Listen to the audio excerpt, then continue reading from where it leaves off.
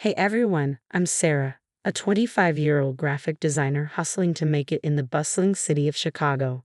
My apartment may be small, but it's mine, and I've been saving up for something big, a top-tier laptop that'll take my freelance work to the next level. Now, about my family. Well, it's complicated, especially with my older sister Emma. She's been a thorn in my side since we were kids, always trying to outshine me, always envious. I remember once when I won a school art contest. Instead of congratulating me, Emma just rolled her eyes and said, "Big deal, anyone can scribble on paper." That's what I had to deal with growing up. My mom, completely oblivious, would say, "Hey Sarah, why don't you show Emma your drawing?" Emma would sneer, "Yeah, let's see what the little artist can do." And don't even get me started on my parents, Tom and Linda. They might as well have had an Emma fan club sign on the door. It was always Emma this, Emma that, while I was busting my butt and feeling invisible. Despite all that, I kept grinding. I earned a scholarship to art school while Emma was still figuring out what she wanted to do. When I told her the news, she snarked, "They must be desperate for students." I didn't let it get to me, though. Fast forward to now, I have finally saved enough for the laptop of my dreams. A sleek $3,000 MacBook Pro packed with all the power I need for my design work. The day I hit the ordered button, I felt like I was floating. "You sure about this?" My best friend Mike asked. "This is my moment, Mike. I've earned it," I told him. On my birthday, my family came over for a small celebration. Mom and Dad brought a cake, and even Emma showed up. "Happy birthday, sis," she said, handing me an envelope with a $100 gift card inside, grinning like she'd given me the world. "Wow, thanks, Emma," I said, keeping it polite. Then, there was a knock at the door. My heart raced. I knew what it was. I rushed over and came back with a large box, grinning ear to ear. "My new laptop," I announced, tearing into it like a kid on Christmas. It was everything I dreamed of. "Isn't it beautiful?" I asked, holding it up for everyone to see. But Emma's face darkened. "How much did that thing cost?" she asked, her voice tight. "About $3,000, I admitted. Her eyes widened. $3,000? Who spends that much on a laptop? "It's for my work, Emma. I've been saving." "Oh right, your work," she interrupted, making air quotes. "Because little Miss Perfect needs the fanciest toys to doodle on, right?" "It's not doodling, Emma. It's graphic design. It's my career." The tension was thick. Mom and Dad exchanged worried glances, clearly uncomfortable. As the night dragged on, Emma kept making snide comments, each sharper than the last. She was downing wine like water. "Must be nice to waste money like that," she slurred. "Some of us actually work for a living, you know." "I do work, Emma. Really hard." "Please, sitting around all day on your fancy computer isn't work." I was about to snap, but Mom intervened. "Girls, it's Sarah's birthday. Let's try to get along." Finally, as the night wound down, I walked Mom and Dad to the door. "Thanks for coming, and for the cake," I said. "Of course, sweetie. Happy birthday," Mom said, giving me a hug. All that was left was to say goodbye to Emma and survive the rest of this nightmare birthday. But when I turned around, Emma wasn't in the living room anymore. I heard a noise coming from my home office. "Emma," I called out, walking toward the sound. What was she doing? I froze in the doorway, unable to believe my eyes. There was Emma, stumbling drunk, my toolbox open at her feet and a hammer in her hand. On my desk sat my brand new laptop, or what was left of it. "Emma, what are you doing?" I screamed. She turned to me, her eyes wild and unfocused. "Fed up," she muttered, raising the hammer one last time.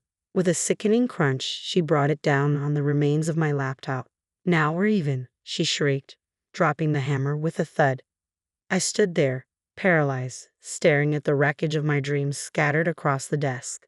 This wasn't just a laptop. It was years of hard work, savings, and hope, gone in an instant of drunken jealousy. As the reality sank in, a surge of emotions hit me all at once: rage, heartbreak, and a determination that this would be the last time Emma ever hurt me. My hands shook as I dialed 911, my voice trembling as I tried to explain what happened. But by the time I got through to someone, Emma had already stumbled out of my apartment. The cops listened, but without her there, it felt pointless. "We'll file a report, ma'am." But without the suspect present, I knew what that meant. Fat chance of anything coming from this. But I wasn't going to give up that easily. Next, I called my parents, hoping they'd back me up. Mom, Dad, you need to tell the police what Emma did. You were here, you saw how she was acting. There was a long, heavy silence on the other end of the line. Finally, Dad spoke up. Honey, Emma called us earlier. She said she left your party around 8 p.m. We can't lie to the police. My blood ran cold.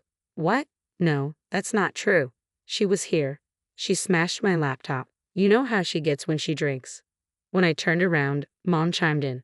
Now, Sarah, I think you might be exaggerating. Emma would never do something like that. Maybe you had a little too much to drink yourself. I couldn't believe what I was hearing. My own parents, once again, choosing Emma's lies over my truth. Fine, I said, my voice ice cold. Believe what you want. I hung up the phone and sank to the floor, surrounded by the shattered pieces of my dreams. But as I sat there, something inside me hardened. I was done being Emma's punching bag, done with my family's willful blindness. It was time to expose Emma for who she really was. I called my best friend, Mike. If anyone could help me pull this off, it was him. Mike, I need your help. It's about Emma. What did she do this time? He asked. I filled him in on everything. When I finished, Mike let out a low whistle. Damn, Sarah, that's messed up. What do you want to do about it? I want to catch her, expose her, make sure everyone sees her for the lying, manipulative person she really is. All right, I'm in. What's the plan? We spent hours brainstorming. Mike's tech skills were going to be crucial. First things first, he said, we need to set up some surveillance in your place, hidden cameras, mics, the works. Next time Emma comes over, we'll catch everything. Good idea. What else? We'll create a fake social media account to keep tabs on her. I can also do some digging into her digital footprint, maybe even her financials. People like Emma usually have skeletons in their closets. Meanwhile, I added, I'll play nice, act like I've forgiven her and the family. Get close again. You sure you can pull that off? Mike asked, concerned. I've been playing nice my whole life, Mike. I can do it a little longer. Over the next few weeks, we put our plan into action. Mike helped me install tiny cameras and mics around my apartment, hidden in picture frames and potted plants. We created a fake Instagram account, Chicago Party Girl, and got Emma to accept the friend request. I reached out to her, playing the forgiving sister. Hey, Em, I've been thinking. I'm sorry about how things went down on my birthday. Can we talk? Her response was quick. Sure, sis. I'm glad you've come to your senses. How about dinner next week? I had to stop myself from throwing my phone. Instead, I typed back, sounds great, can't wait. Meanwhile, Mike was working his magic behind the scenes. One night, he called me, his voice excited. Sarah, you're not going to believe this. I think I found something big. Really big. What is it? I asked, my heart racing. I can't say for sure yet, but it looks like Emma might be embezzling from her company. I need to dig deeper, but the numbers don't add up. I felt a mix of shock and vindication. This was it. This was how we were going to bring Emma down. As I prepared for our dinner, I couldn't help but feel a twinge of sadness. How had it come to this? My own sister, my own family, but I pushed those feelings aside. Emma had made her choices, and now it was time for her to face the consequences. When Emma arrived at my place, I played the part of the forgiving sister. As she walked in, I felt the hidden cameras watching, ready to capture everything. Thanks for coming, Em. I really want us to move past this. Of course, sis. Water under the bridge, right? We chatted, and I carefully steered the conversation toward my work. You know, I've been getting some great freelance gigs lately. Clients love my work. Emma's jaw tightened, her eyes narrowing. Oh, aren't you special? She sneered. Always the golden child. I pushed harder. Remember my birthday? That laptop was going to take my career to the next level. Emma snapped. You and your stupid laptop. You think you're so much better than me, don't you? Well, I showed you. I smashed that thing to pieces and I'd do it again. Bingo. I had her confession on camera. Just then, my phone buzzed. It was Mike. It's done. His text read. We had anonymously tipped off Emma's workplace and the police about her embezzlement.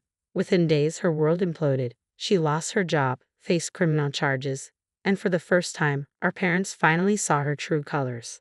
The video of her confession went viral, ruining what was left of her reputation. A week later, I watched from my window as Emma moved out of her fancy apartment. Jobless and alone, I felt a mix of satisfaction and sadness. My sister's toxicity had finally caught up with her. I turned back to my new laptop, ready to move forward with my life and career.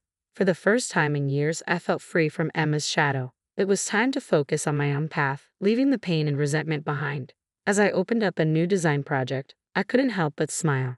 This was my fresh start, my chance to shine without Emma's constant attempts to dim my light.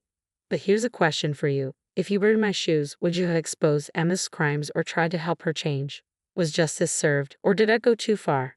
Drop your thoughts in the comments below.